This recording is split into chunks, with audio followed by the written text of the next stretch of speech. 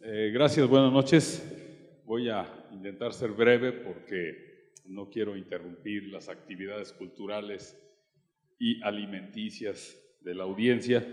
Debo agradecer a Ibrahim porque ya mencionó varias de las cosas que yo tenía que decir, sobre todo en aquellas que están particularmente asociadas en el contexto de este evento, que es, por ejemplo, tenemos nosotros la misma problemática que es el transporte de datos, ¿no?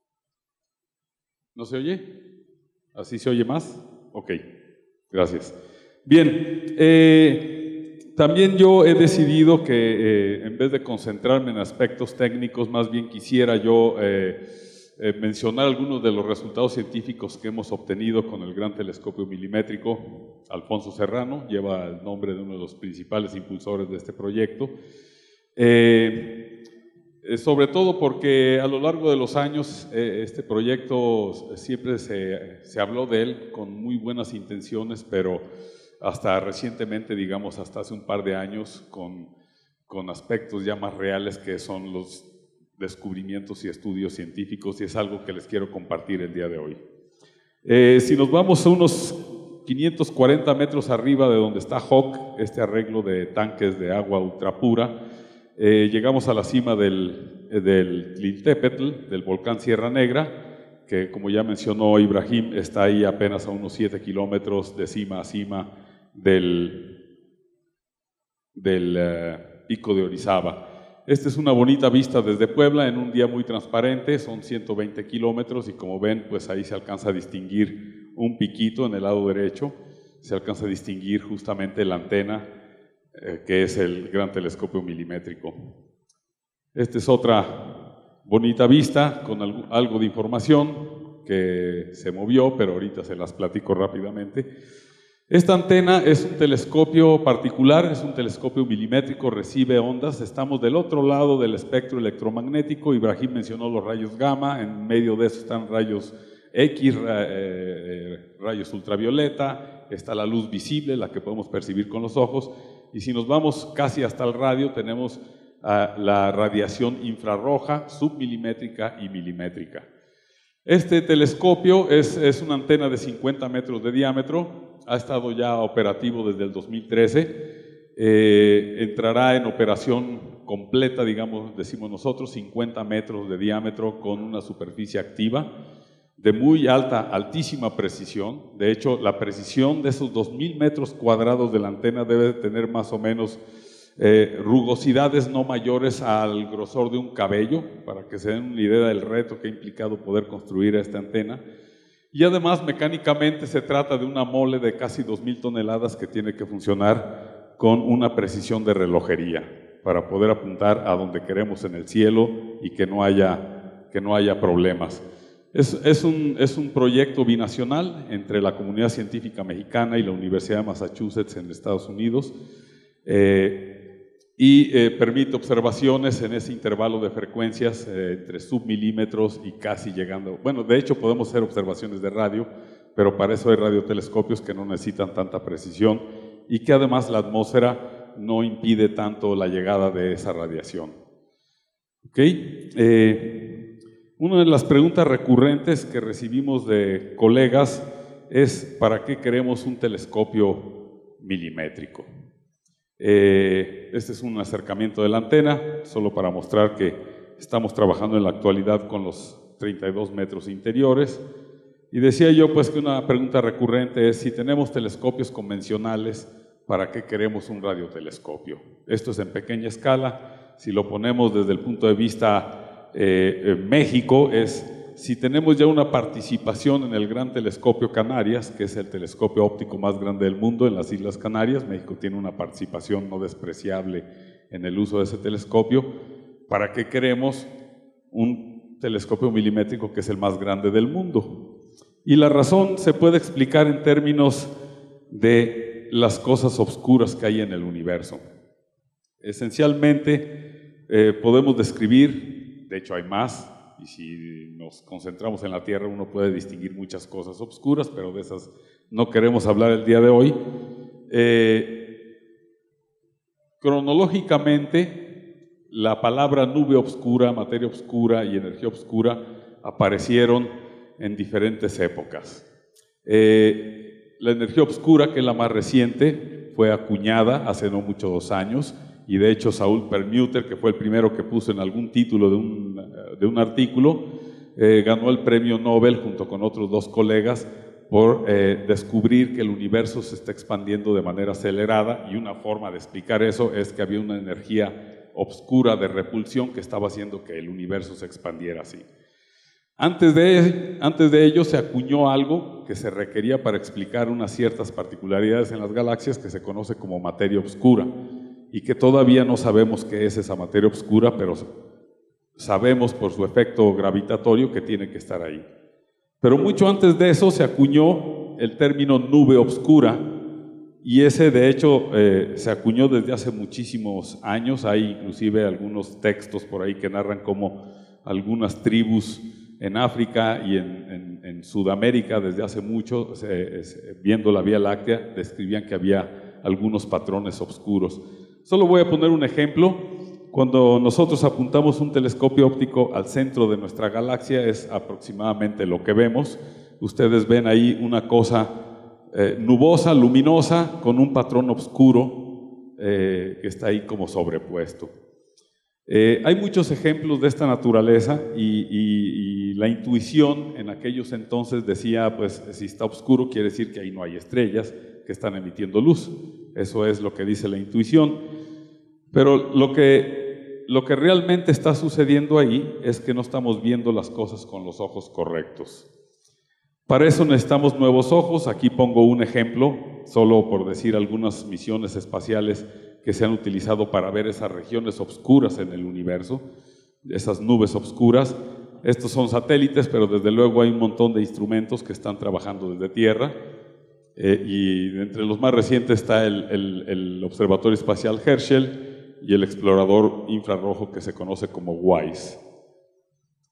Aquí hay un ejemplo interesante de qué es lo que nos permite utilizar nuevos ojos para ver esas nubes oscuras. En la imagen de la izquierda es esta galaxia, de hecho son 2 galaxias que están interactuando, y ustedes ven que hay algunos patrones oscuros que aparentemente no están emitiendo luz.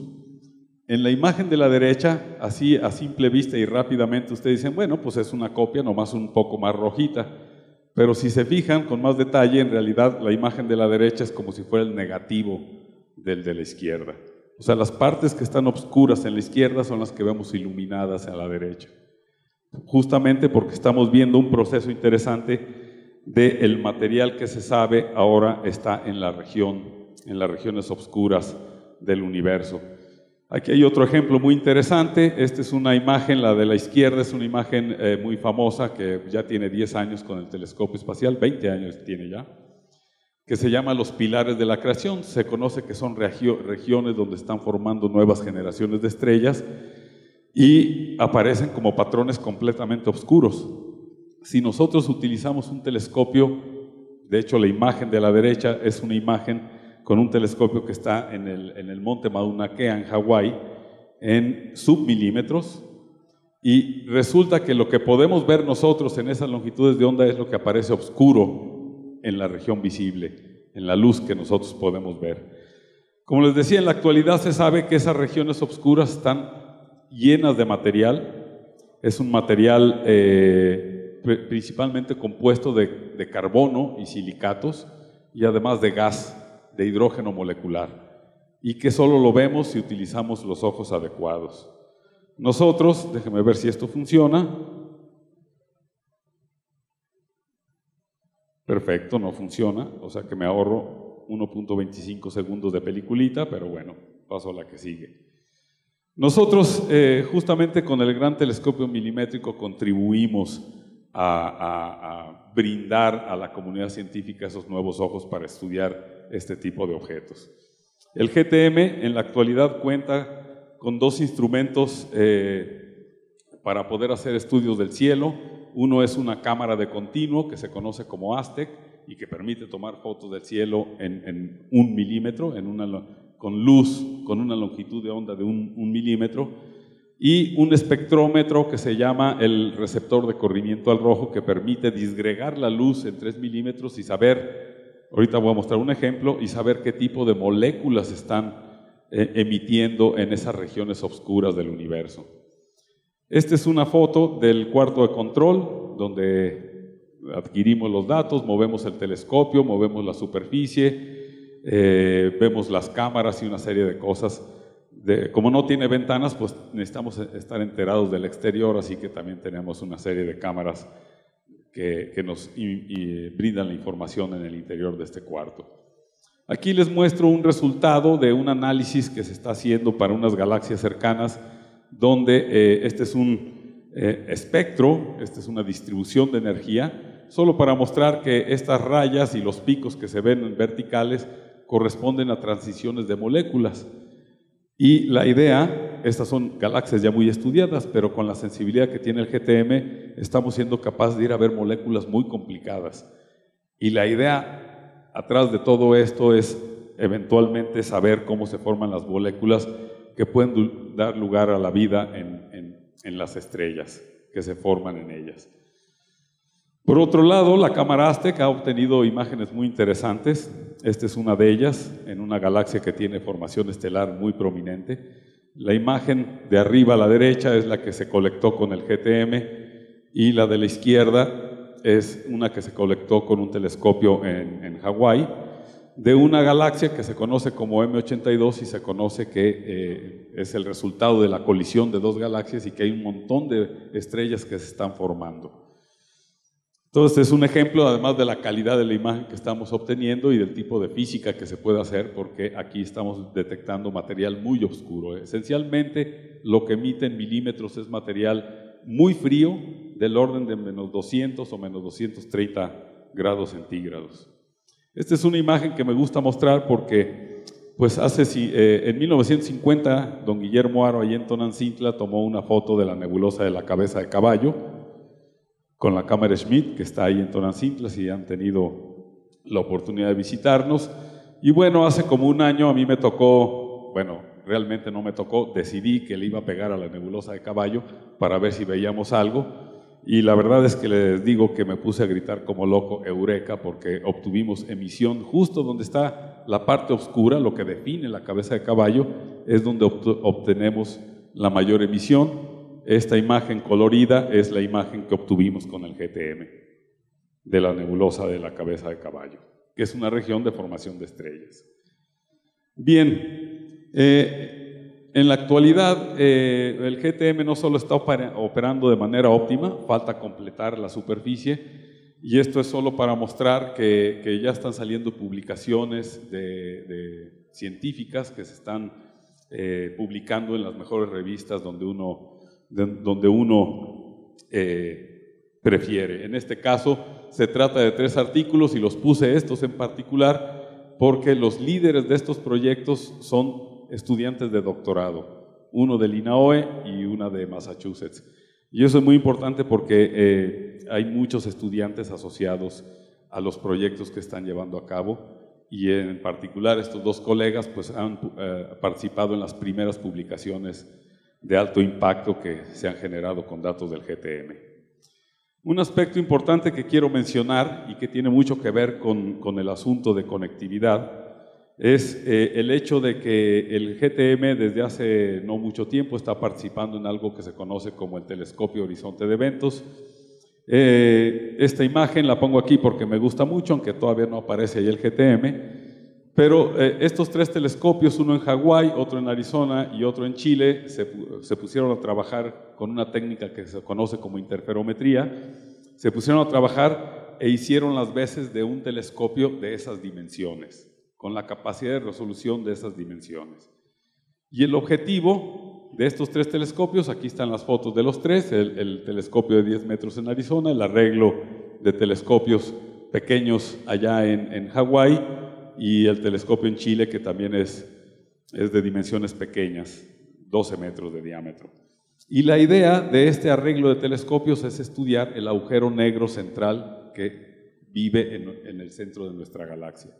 Es un agujero negro de 5 millones de veces la masa de nuestro Sol, y la idea de estos estudios, que fueron iniciados por esos 3 telescopios, es Por eso se conoce así, el telescopio horizonte de eventos es ir a ver qué le sucede a la materia cuando está justo en la orilla, más allá de la cual no podemos ver nada en el agujero negro. Y para eso se requiere de una altísima resolución, porque el agujero negro central de nuestra galaxia está extremadamente distante. Y bueno, el análisis de este horizonte de eventos, de hecho se hicieron pruebas, ya no con uno, sino con un montón de telescopios, incluido el gran telescopio milimétrico, y el procesamiento de los datos, no recuerdo cuántos terabytes se generaron, y el análisis está tomando muchos meses, pero yo espero que para principios del próximo año tendremos los primeros resultados. De cualquier forma, el estudio de este agujero negro, ya incorporando más telescopios, incluyendo el South Pole Telescope, un telescopio en el Polo Sur, y por supuesto ahí conectado con líneas rojas en el mapa mundi está el GTM, que ya está incluido en este gran arreglo, y no solo está incluido, sino que es el telescopio más sensible de todos los que están participando ahí. Y de hecho los estudios que se hicieron nos permitieron, yo participé poco en realidad, pero nos permitieron salir en el New York Times en la primera plana de la versión electrónica, lo cual pues nos llenó de felicidad, porque la gente empieza a ver al GTM como una infraestructura absolutamente muy competitiva, aún trabajando con 32 metros, y dentro de un año y un par de meses estaremos trabajando con los 50 metros completos. Voy a concluir con una serie de presentaciones que están más bien asociadas al trabajo que yo hago, y esta presentación va a ser como en primicia nacional e internacional, y es que una de las cosas que hemos estado estudiando con algunos colegas son estrellas, ya no galaxias muy lejanas, ni agujeros negros en el centro de la galaxia, sino estrellas aquí a la vuelta de la esquina prácticamente. Y una de ellas es Vega. No hemos concluido el análisis, pero lo que quiero mencionar respecto a Vega es que este satélite IRAS en 1984 encontró que esta estrella, que se conoce muy bien, excepto en el infrarrojo en 1984, se encontró que tenía un montón de flujo infrarrojo más del que se esperaba. No se sabía qué era, pero en la actualidad se sabe que ese flujo de fotones infrarrojos se debe a la presencia de una cantidad enorme, bueno, enorme para nuestros estándares, no para estándares galácticos, una cantidad enorme de polvo que proviene de la colisión de planetesimales. O sea, prácticamente todas las estrellas en mayor o menor medida, si formaron planetesimales y planetas, están rodeadas de este polvo. Y esta es una imagen artística de este polvo y del tipo de cosas que uno puede ver, por ejemplo, con el GTM, que siempre pongo como ejemplo. Si ustedes viajan en un avión, a lo mejor no distinguen una lanchita que está ya en la superficie del mar, pero si la lancha va viajando, lo que sí distinguen es la espumita y la estela que va dejando. Pues nosotros podemos hacer algo similar en el caso de este tipo de sistemas. De hecho, una estrella que hemos estado estudiando es Epsilon Eridani. Me voy a brincar esa es la constelación. Es una estrella realmente famosa porque es muy cercana, es muy parecida al Sol. Tiene un nombre bonito, ¿no? Epsilon Eridani, se oye bien. Parece que tiene planetas, pero su cercanía y su nombre realmente es un objeto estelar privilegiado, porque hasta que yo empecé a estudiarla, yo no sabía detalles de eso, pero hasta que yo empecé a estudiarla, resulta que para aquellos que veían Star Trek en su versión viejita, resulta que el planeta Vulcano, eso es ciencia ficción por supuesto, no es la realidad. El planeta Vulcano del Dr. Spock giraba en torno a Epsilon Eridani, o aquellos más jóvenes que han jugado Halo, pues resulta que las batallas de este amigo tienen lugar en los planetas que en teoría giran en torno a Epsilon Eridani. Total que esta estrella es muy popular en ciencia ficción, pero la realidad es que es una estrella muy parecida a nuestro Sol y está apenas a unos 10 años luz de distancia. Por lo tanto, la gente lo ha estudiado muchísimo. Es una estrella muy brillante, la podemos ver a simple vista, y de hecho, desde 1998 se le han hecho estudios en longitudes de onda milimétricas y submilimétricas. Y una cosa que quiero mencionar, ya faltan un par de diapositivas, es que, como ven ustedes, las imágenes que se han obtenido con varios telescopios, pues parece que no ven un disco demasiado homogéneo, sino que ven grumos, ¿no? Y esos grumos son, en teoría, debidos a la presencia de un planeta que está girando en torno a la estrella a una distancia del orden de 40 unidades astronómicas, es decir, 40 veces la distancia que separa la Tierra del Sol. Desde luego nosotros quisimos ir a verla con el GTM, pensando y deseando obtener imágenes tan bonitas como estas que están aquí, y la verdad es que la misión se cumplió porque no solo obtuvimos una imagen más bonita, sino que nos ha permitido estudiar con mucho más detalle este sistema estelar y decir que, aunque parece que hay grumos, en realidad lo que estamos detectando es la sobreposición de un disco que en nuestro sistema solar se conoce como cinturón de Kuiper, que también fue producido por estas colisiones de planetesimales, entre ellas posiblemente Plutón. Bueno, tenemos la imagen más nítida jamás obtenida en un disco de este tipo con el GTM, y esta es una imagen recientita, es ya la última y estamos preparando una publicación. Y no solo eso, sino que distinguimos la estrella. Si ustedes se fijan en las anteriores, no hay ningún pico central, hay una estrellita dibujada, pero nunca se detectó la estrella. Bueno, nosotros detectamos la estrella con toda nitidez y podemos estudiar inclusive lo que aquí en Tierra llamamos clima espacial, podemos estudiar por esa emisión milimétrica y ultravioleta que conocemos el clima espacial.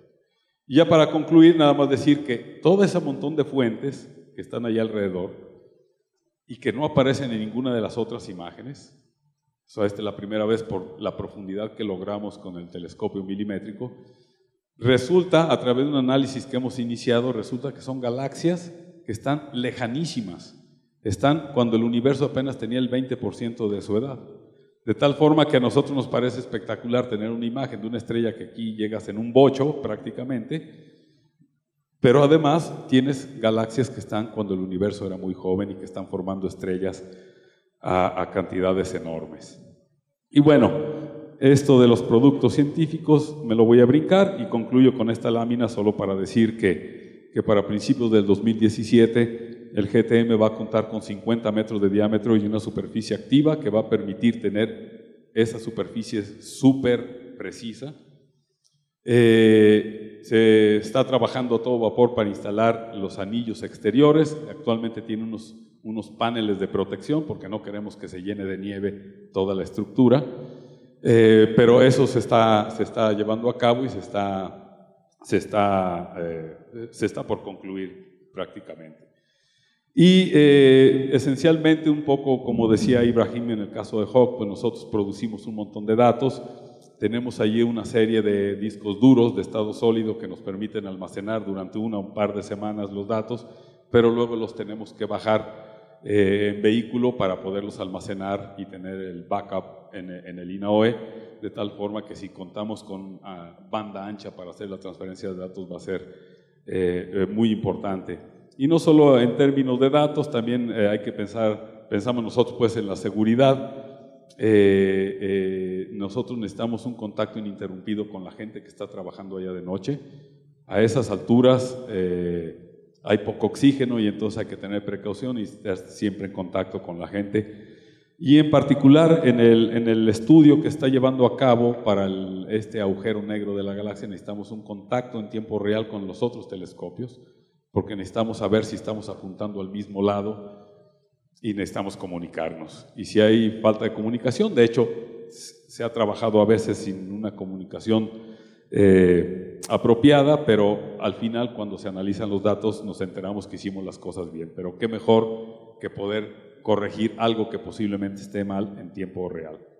Y bueno, con esto concluyo. Muchas gracias.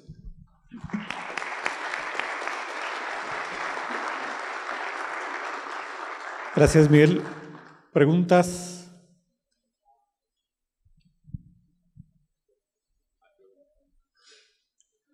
Parece que ya están todos muy cansados y hambrientos. Entonces, ¿vas a preguntar? Quizá un comentario para proyectos científicos que México emprenda en el futuro. Yo siento que hay un sentimiento con el gran telescopio milimétrico de que hemos perdido el tiempo miserablemente, porque se ha tardado, ¿no? O sea, yo me acuerdo cuando empecé CUDI hace 15 años, Alfonso Serrano era pues un promotor de CUDI, de la conectividad, pues porque íbamos a hacer el gran telescopio milimétrico y íbamos a necesitar la fibra y vamos a decir, ¿qué falló? ¿Por qué? ¿Qué haríamos diferente para un proyecto grande nuevo? ¿Qué aprendimos como mexicanos de meterle a un proyecto así de importante y así de grande? No sé, se podría haber hecho de alguna manera diferente. No sé, todos esos cuentos de que de repente llenamos la antena con paneles que no eran receptores, sino que luego se lo robaban y que no había quien cuidara el telescopio. Bueno, una bola de artículos de periódico, pues terriblemente dañinos para la imagen del proyecto y para la imagen de nuestra capacidad administrativa. ¿Qué aprendimos? ¿Qué nos contarías a ese respecto? Sí, bueno, sobre los comentarios que a veces han salido en la prensa y que se han sido extremadamente dañidos en la credibilidad del proyecto. Por eso yo creí también importante, y así lo he hecho a lo largo de los últimos meses o un par de años, es, digamos, darle una visibilidad positiva, en el sentido de que estamos ya obteniendo resultados científicos que se están publicando en las mejores revistas y que hay que hacerle la mayor promoción posible, y eso de hecho lo pensamos hacer en el 2016, una promoción masiva, positiva, porque necesitamos revertir lo que la gente percibe y ya hasta opina, ¿no? Yo solo comentaría esto, porque además desconozco mucho del pasado. Aunque yo he trabajado en el INAOE, yo empecé a trabajar en el GTM tiempo después del fallecimiento de Alfonso Serrano, debo decir, y entonces no sé la historia del pasado.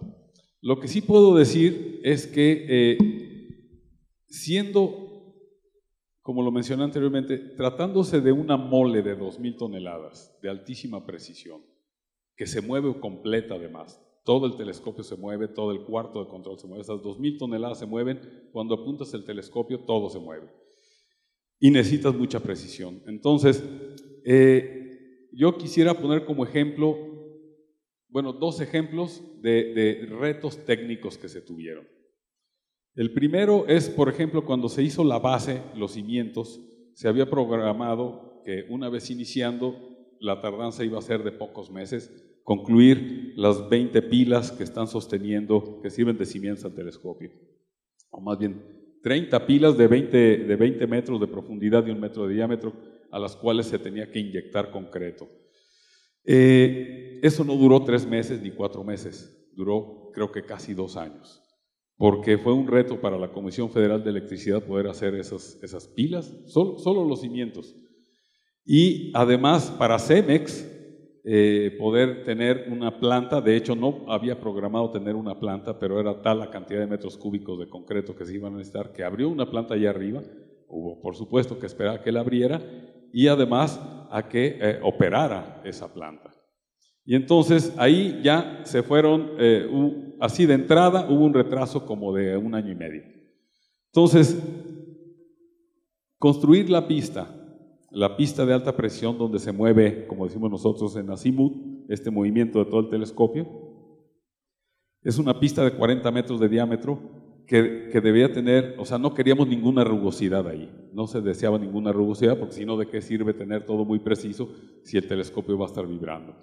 Entonces, el hacer esa pista, que se hizo en una compañía, si mal no recuerdo, de Michoacán, creo que está en Lázaro Cárdenas. Bueno, la cuestión es que fue un reto enorme poder hacer esa pista. Solo el pedazo de metal, la pista, el riel sobre el cual quiere el telescopio, fue un reto, y saber qué tipo de soldadura puedes usar para conectar los 3 o 4 pedazos que la componen. Y ahí nuevamente se fueron un montón de meses.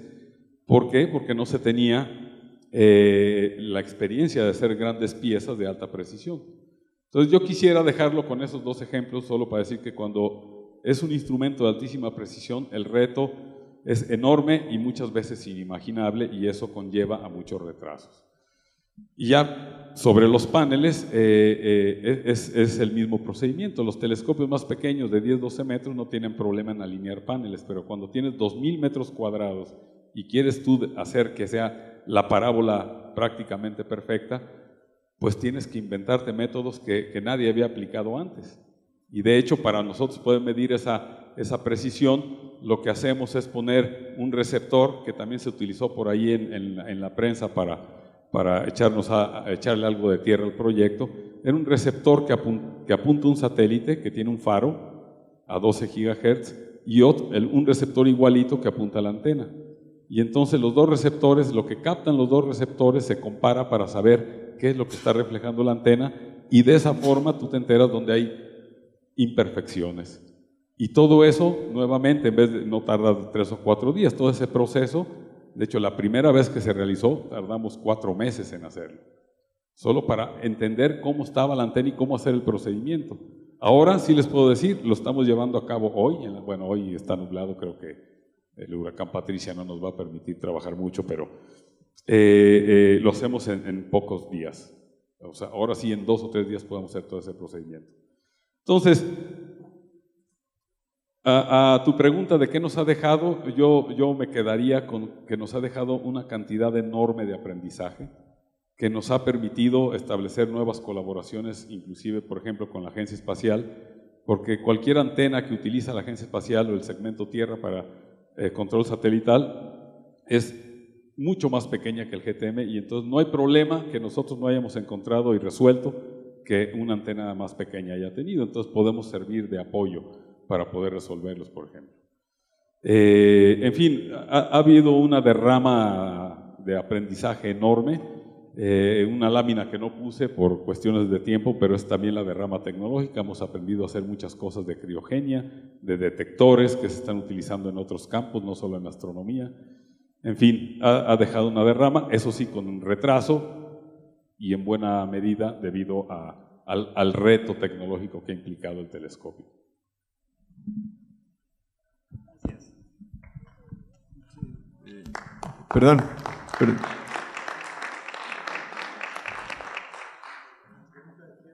Sí, quisiera hacer una afirmación que creo que es importante, porque realmente debemos estar orgullosos de un proyecto que pasó por muchísimos problemas, que tuvo muy mala prensa, que hubo mucha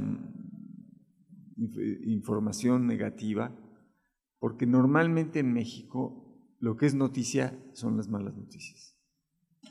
Y el haber hecho que un proyecto pasara por no sé cuántos años, 14 años se tomó en hacerlo finalmente. No me acuerdo cuánto tiempo fue, pero mucho tiempo. El proyecto, desde que navegó en las cabezas de algunas gentes, entre ellos Alfonso Serrano, lleva 20 años. 20 años, sí. Yo estuve, o sea, yo era amigo del Pingüino. Me acuerdo de todas estas cosas. Y yo creo que es muy importante para este país saber el valor que tiene, seguir con los proyectos y mejorarlos hasta que finalmente sale. Y no tirar todo para atrás, que fue muy tentador hacer eso. Creo que es una cosa de que nos debemos felicitar todos, y en particular ustedes por el empeño, porque se necesita. Sí, gracias.